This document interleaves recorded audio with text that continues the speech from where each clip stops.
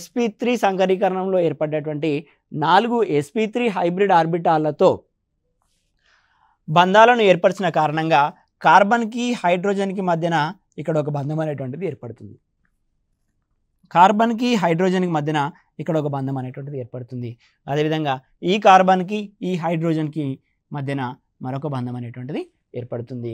ఈ కార్బన్కి ఈ హైడ్రోజన్కి మధ్యన కూడా బంధం అనేటువంటిది ఏర్పడుతుంది.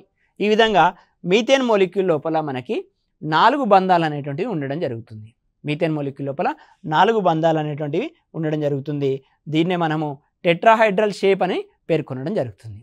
ఈ మీథేన్ మోలిక్యూల్కి ఉన్నటువంటి షేప్ని మనం టెట్రాహైడ్రల్ షేప్ అని పేర్కొనడం జరుగుతుంది. సో దీని లోపల బంధ కోణాన్ని కనుక చూసినట్లయితే 109 degrees 28 minutesగా ఉంటుంది. 109 degrees 28 minutesగా ఉంటుంది. షేప్ వచ్చేసి టెట్రాహైడ్రల్, బంధ కోణం వచ్చేసి 109 degrees 28 minutes.